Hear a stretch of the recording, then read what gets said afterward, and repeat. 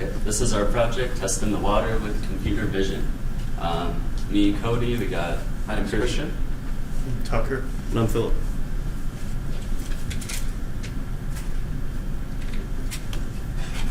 Alright, so we worked with Appareo on this project. We have Jesse here from Appareo. They're a leader in innovative electronic products for aviation and connected rugged equipment. They do multiple disciplines of engineering. Okay, so we work with the Department of Demystification, so that is, they do research and development. This means they work on new risky projects that they can't devote a full team to.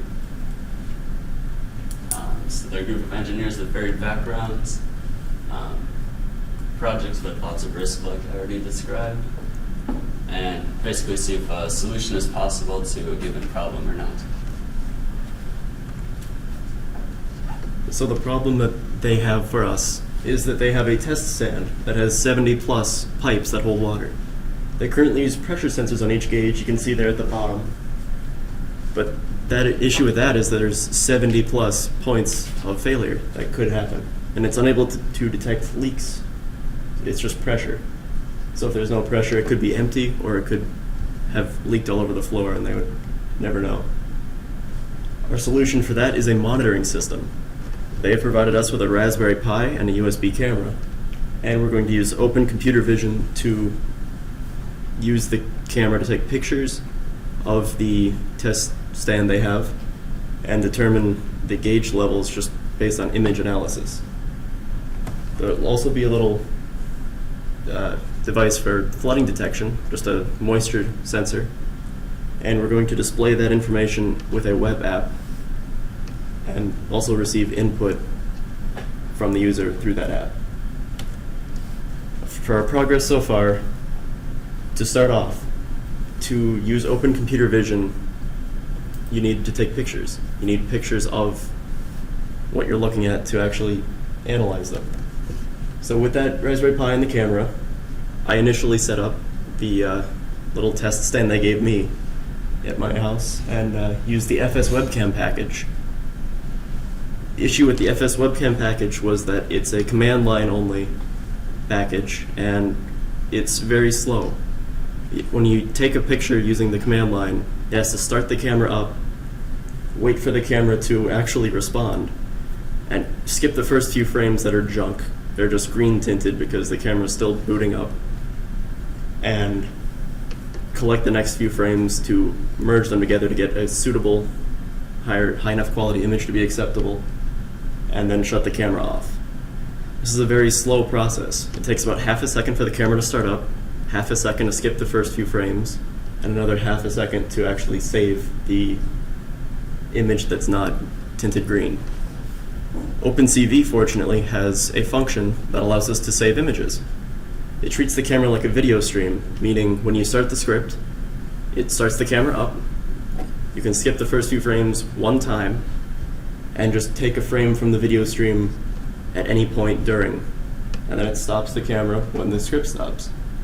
This means that there's a lot less time wasted in waiting for the camera to start and stop. There's a lot less time wasted in skipping the frames, and the images will be higher quality because there is no chance of green tinted images. So on the left, we have an early picture that I took with that USB camera they provided, just plugging it into my computer at home. On the right is the FS webcam image that is noticeably lower quality because it was the command line version. It was not the best. And you can see on both images there's glare from the lighting that I have set up in my little test area. So for the requirements for the image to actually analyze them, it has to be a clear image, meaning not blurry, crisp lines so you can easily detect the levels of the water. It has to be well lit without causing glare, so I need to find a way to diffuse the light. And it has to be far enough away that we can fit 70 or more pipes in the picture. So approach is taken for taking these images. I've tried different solid color backgrounds to see if any absorb more light and reflect less. And it works with the properties of glass because the the glass flips whatever's behind it when there's water in it. So if we can get like stripes in the background, it would flip the stripes and maybe be easier to detect the water level based on that. I've tried different lighting scenarios, lighting it from behind the camera, from behind the pipes themselves, from above and below, to see if we can get the top surface of the water to capture the light and make it easier to see there. And I've tried modifying the pipes themselves by drawing on them, like in that manual image a couple slides before. Drawing different measurement lines like 5%, 15, 20, just to make it easier for the detection. And I've tried putting different types of tape on the back of the pipes to absorb the light or make it easier to see the water level and easier to analyze the image from that point on. Some issues that we will run into in the future will be the camera quality, which will make distance hard. It'll be hard to fit 70 or more pipes in the image. The lighting, there is always glare, even on the pictures taken by open computer vision. If I can use something to diffuse the light, that would most likely solve that issue. And the tape, some of the tapes are reflective, like the painter's tape here and the masking tape. They reflect light worse than electrician's tape does. So I think electrician's tape will be the way to go for us if we're going to use something on the pipes themselves. All right, so me and Tucker are going to guide you through some of the computer vision stuff. Before we get started on how we went through it, we wanted to explain some of the basics to you guys. Okay, but before we do that, what is computer vision? Well, it's given the computer the ability to see and understand what it sees. You can kind of imagine when a computer takes a picture, it converts it into a bunch of pixels, which are just little squares. I'm sure you guys are familiar with that. Okay, so one example is thresholding. So anything that's not white in this picture, which is mainly the apple, can be converted to a binary image. And you can see once we threshold that there's a very clear outline of the apple. And we use that later in our process. Some filters. We have the median filter. So this can get rid of, on the left here we have a lot of white dots. In the next picture we get rid of those white dots. And in a very simple example in the upper right, the black dots are assigned to the white color around it. And we also use this later in our process. Okay, and the bilateral filter. So this is just built into OpenCV. It can increase contrast, it can smooth an image, it can preserve edges, which is why we chose to use it with trying to keep the water tubes. And it can also reduce noise, as seen before. Okay, so a super simple way to find edges is just use the built-in library. So this is Canny. You can see that it created an outline of the image. Okay, and a way to find contours. So you can apply a filter, and then we can threshold from there. And once this would be converted to, like, say, a binary image, and from there we can just run the OpenCV find contours. Okay, well, you might think this should be super easy. We just explained that there's a find contours function. There's already facial recognition. There's medical diagnosis with OpenCV. But we'll try and explain our process and why it wasn't so simple. Yeah, so I'll just go into some of the methods that we used from the beginning. So right away our approach was just to try and find the height of the tube and the bottom of the tube, and somewhere in between find the water level. And we would just do simple math, height of the water divided by height of the tube is a percentage of it. So this was the actual approach. We were going to do, take the Canny and get the edges of the image. Then we were going to do hue lines to find the lines on the edges. And then that would allow us to filter out specific lines, like say a line that's at 45 degrees, we wouldn't want to analyze because obviously the water is not going to be at 45 degrees. And then, if you go back. Sorry. And then we were going to find corners where the lines meet. You can see the horizontal is red, vertical is green. And we're going to try and find where they meet so we can detect corners. Now, OpenCV has corner detection, but we couldn't really use it, and I'll explain that in a little bit. But this is a simplification of what we were trying to get. And as you can see in our first example, we got pretty close to it, which was a good proof of concept. However, it required way too much fine-tuning of the parameters, so it's not really robust. And the image quality, this particular image was probably the highest quality of all the ones we tested. And also the gauges were too close. The vertical lines were meshing and we couldn't distinguish in between them. Here's an example of an image that's just slightly lower quality. We just lose a ton of features, and then we introduced a new problem of the noise on the edges. We didn't have a way of filtering that out. And as I said before, OpenCV has corner detection, but the problem is it only returns the X, Y coordinates of the corner, and it gives you no more information about it. So take, for example, the picture on the top. If I told you there was an object in the screen, you could assume that this was the object made up of the four corners, but it could also be something like this, or even you could have more objects going to the left and right. There's just no way to tell. And this is an example of corner detection. We played around with it for quite a while, but it's just not useful as of yet for us, and we're struggling to use it. So this brought us to the next idea of using markers, and markers allow us to know exactly where to look for the water level. So if we have a marker on the top of the gauge, we would know if we detect the marker that we can look simply right below it to try and find the water level. That bottom left image is an example of us extracting the markers from this image, and this image looks a little goofy just because it's photoshopped, but we did that just because that algorithm actually dynamically detects the gate markers in the image. So if we do just this image right here with the 3 markers, it will actually only detect the 3 markers. All right, so here's a working example. So we basically just got to this point.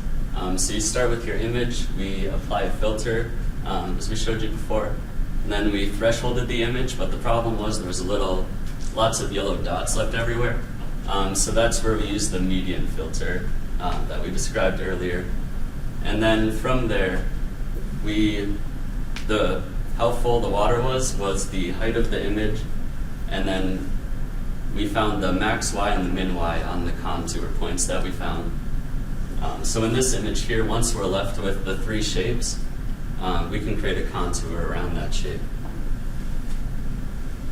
Probably the biggest problem with the previous example is we're assuming that the top and the bottom of the image is the top and the bottom of the gauge, which isn't very robust because as soon as you back the camera up a bit and expose the tops and the bottoms, it's going to fail. Also, again, it only works with one picture, this one, and it required, again, too much fine-tuning of the parameters to get it to actually work. So some of our next steps are to actually combine the markers with the thresholding. So again, we know exactly where to look. And on this example, you'll see a marker at the bottom. That just allows us to know we're only looking in between the markers instead of below the top marker to the height of the image. So one of the additional things we'd like to do is once we get it working on multiple images, we can have, say, what percentage of images did it correctly find the water level. Then we can make a code change, and the idea is that it would increase the number of images that it worked on. Some far-fetched possibilities, deep learning networks. So basically pass in a lot of images, train it to find patterns, and then test it on new images. One of the problems is it's generally used for classification, which isn't our use case. And then deskew an image. So we may need to handle the case where the image is rotated and bring it upright so our algorithm can work the way we want it to. You can see an example of that on the right as well.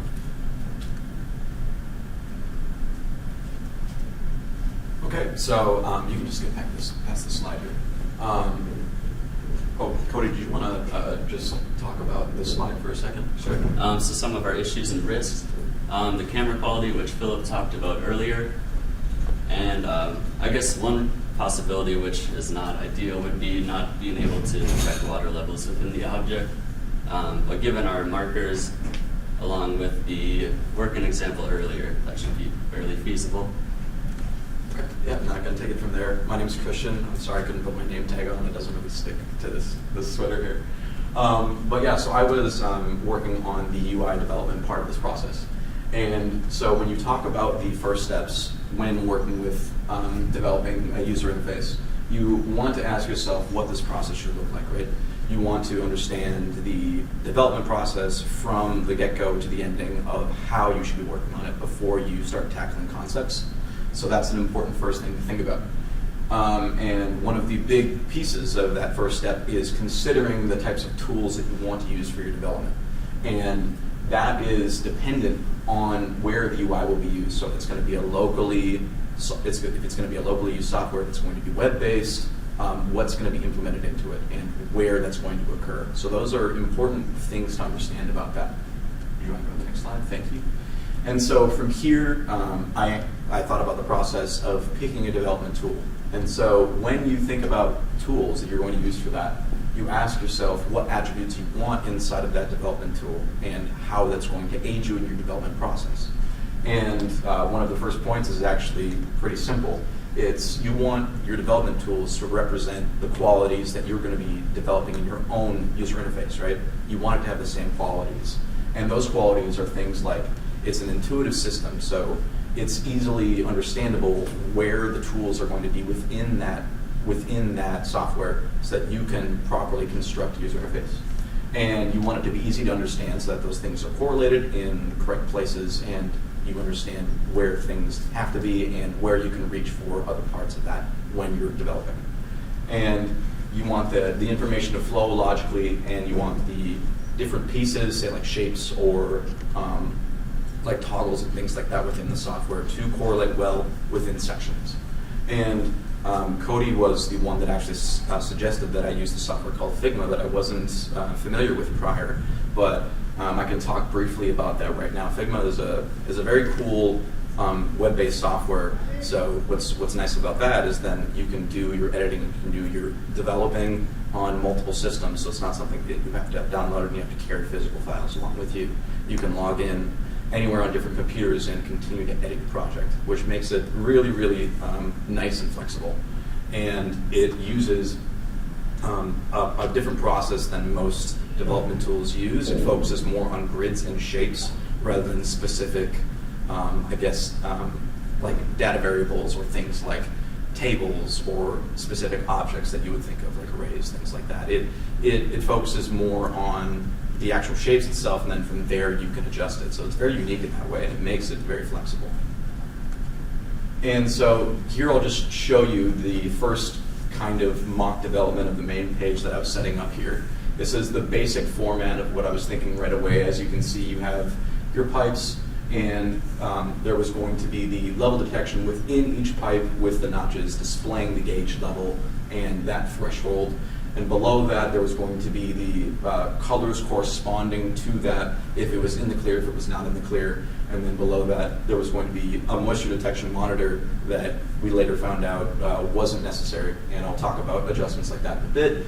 And then there was a table below this here of information that I was going to have set out with just a basic format here. Obviously, you can see pretty framework development there.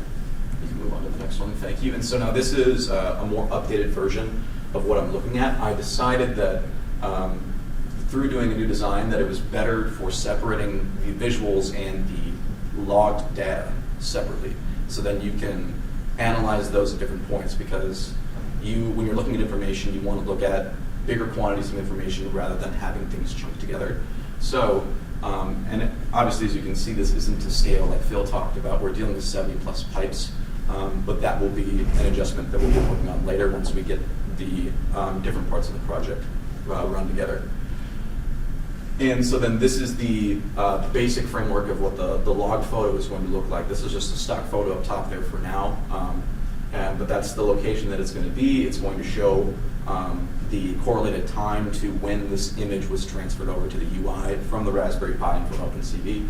And below that, you're going to have a generic table of basically specific time slots of around 5 seconds of separation that will track in a 24-hour scope of time logged from there, and will show pipes correlated with pertinent information that needs to be logged related to the image. And this is just the basics camera settings thing. As you can see, it's just kind of, it's a little bit bare bones right now.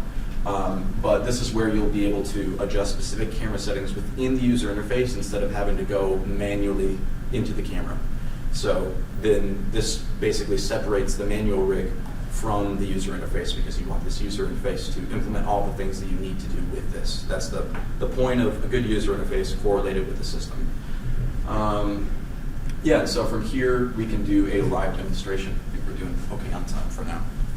So I'll just do just a basic layout of what it's going to look like. I love that. And so this is going to be, this is basically the main page.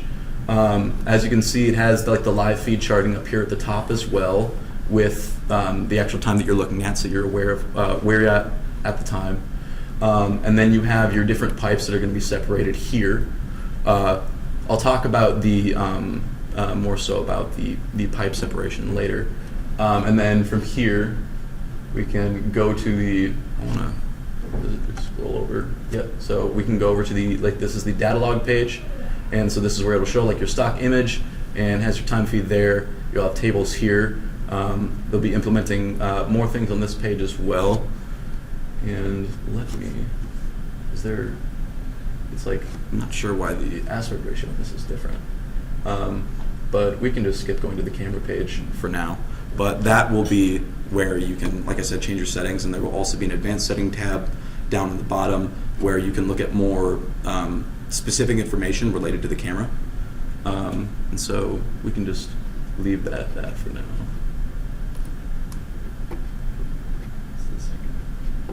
Oh, the second one down there. Okay, cool. Cool. And so let's go to the next one. Right. So for future tasks related to this, I separated into each individual part here. I want to add gauge functionality for each pipe. So that's going to be correlated to the image that's coming in. So then it actually displays the threshold levels for each pipe and the gauge associated with that. So then you have those visuals on the main section of the page. For the data log, I want to implement a responsive table so that that updates that information consistently in that 5 second update. And I want to also add filter capabilities, so then you can look at like specific chunks of time or points of concern that the user might want to look at. So that would be that's going to be a good implementation that I'm going to be working on in the future. And then with the camera settings, once we dive more into the specifics of what is necessary for the settings that need to be adjusted in that section, that will be updated there. And then obviously the advanced settings functionality in that side is something that I'll be talking with, his name's Marshall, inside of Appareo, that is the main person that will be using this software. So those will be other specific things that he will want that are pertinent to him personally in that section. And in the overall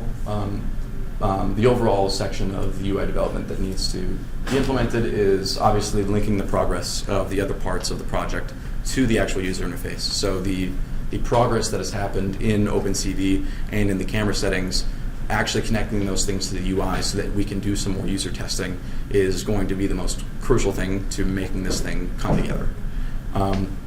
So then we can enable real-time updates for the UI, have that information correlate properly, and also make the UI responsive. So as you can see, the pipes and other sections obviously weren't to scale. There were only 16 pipes there. That was more so correlated to our testing, but we want it to be responsive so that when you add more pipes to the section or when levels change in those pipes, you want it to detect that. And so having that responsive capability within the UI is going to be crucial to making it a solid project and a good piece of software.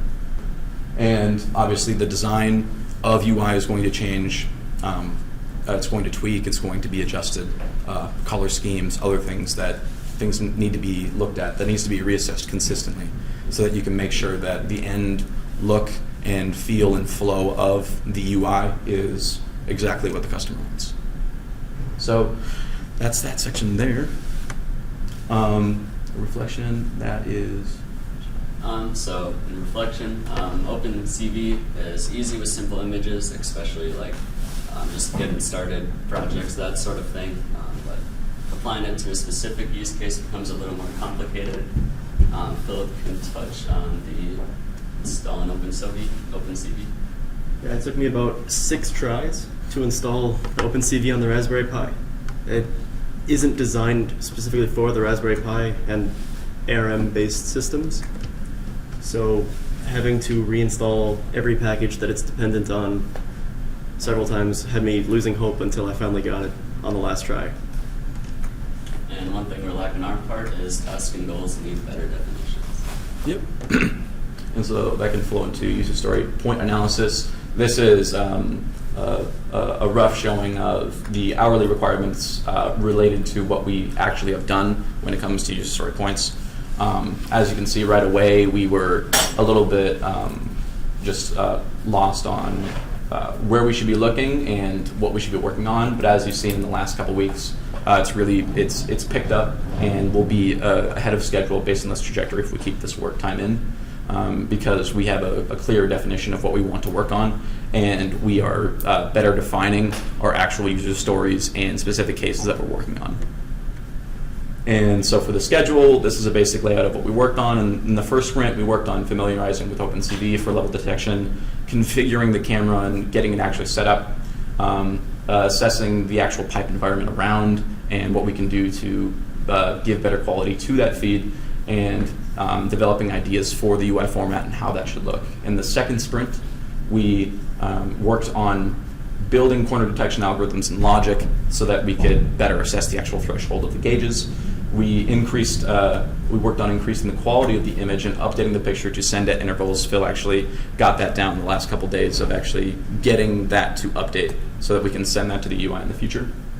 And I worked on creating actual mock UI layouts and putting together a basic UI framework that can later be implemented into OpenCV and correlated with the other parts of the project. So holistically, good progress in this project has been made. We have a good idea of what we need to work on in the future. We are, like I said, are better assessing specific user stories and individual points that we need to touch on, so we can more specifically hammer in individual tasks and have a better understanding of exactly where progress needs to go. And once we get those things correlated together, we'll be able to start doing real-time user testing and testing out those connections and seeing how things are going. So overall, it's looking pretty good. And from there, I can lead into questions if you have any questions. Couple of equipment. Can a pipe be too full? I don't believe so. All they want to know is how much water's in the pipe, like what % of the pipe is full, and not a threshold like, oh, it's too low or too high. They just want to know how much is in the pipes. And then a trivia. I think you have red and green for showing if it's inbound. Since people are colorblind, you probably want to put a pattern as well, so if they can't see that, they can tell. Yeah, and like Phil kind of mentioned, I plan on putting the actual threshold percentages inside those sections as well. So even with those designs, it's associated to red and green. It's going to be different. I'm going to have it more so of a gradient of different colors, so then you can. And like you mentioned, I'll keep it in consideration with colorblindness of that. So then you have different colors correlating to the actual levels of each individual pipe. Cool. It's from the images we can see if a threshold past the maximum level, then from the images we can detect there is a flooding rate. Then what is the use of using image deep learning methodology? For the flooding, you're saying if we can kind of detect that it's going over the top, what's the point of the flooding? Also, in some instances, if for some reason the mechanical part that does the removal of water something in that fails underneath, or if there is even potentially a leak in the rest of the apparatus that isn't even necessarily visible, that would be an importance of the flood. Yeah, and so that was the difference in the UI. Like originally, I had that for each individual pipe, but that's not practical, nor is that how the setup's going to be.